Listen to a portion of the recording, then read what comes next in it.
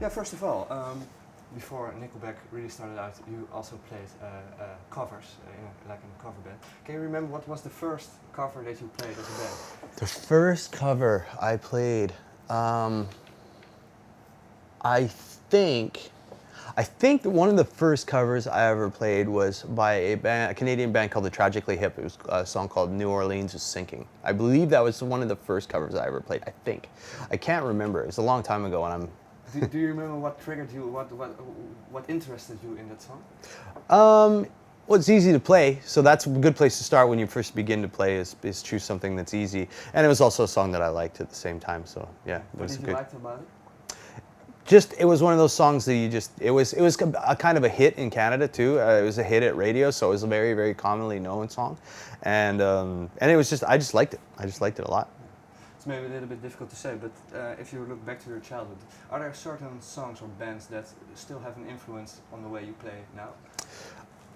I think that the music that I came up, that I grew up with, is all, it's really based on simplicity, like the big four, you know, the big four. Those are sort of what I grew up listening to, and I still listen to them now. But there's a simplicity to them that brings the impact, and that's why I like it, is because I feel that simple, simpler, more direct music has more impact than things that get very complicated, and that's what I still remember. You know, now when I play, I try to remember to keep it simple, concise, direct, and don't be too fancy, because the message can get lost. Yeah. Well, as a band, you released already 7 albums. But is it still easy to go back to that idea of keeping it simple?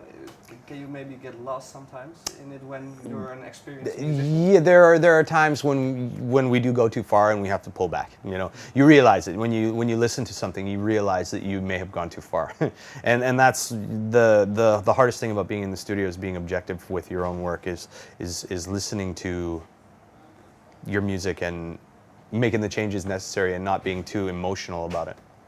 How does that work for you as a band? Is there a lot of discussion about that, or is it? I can imagine that sometimes, like you said, there has to be a moment that you maybe review what you have made so far, but there are 4 reviews, so 4 different opinions. How does it work? There is sometimes a lot of discussion, and you know, primarily Chad brings the song to us, you know, primarily. So if there's in the case of a tie, he gets to decide, because it's usually his songs, you know. So that's only fair, and especially when it applies to lyrics, he should have the last word on lyrics, because he has to sing them.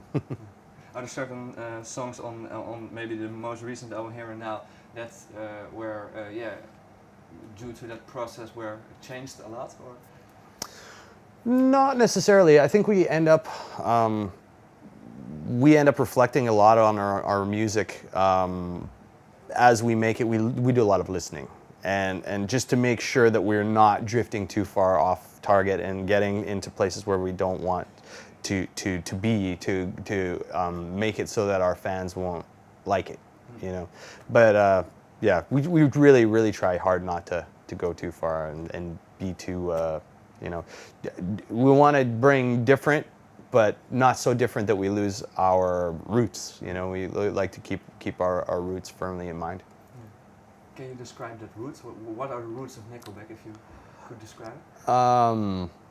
Simple, straight ahead rock and roll with melodies and lyrics that get stuck in your head. Yeah. So maybe the influence of the Big Four. The Big Four has something to do with it, more so in the way we present ourselves live than anything else. Just because we also grew up going to see concerts of those artists, you know, back in their day when they were the biggest thing, and I think that was like going to school for us.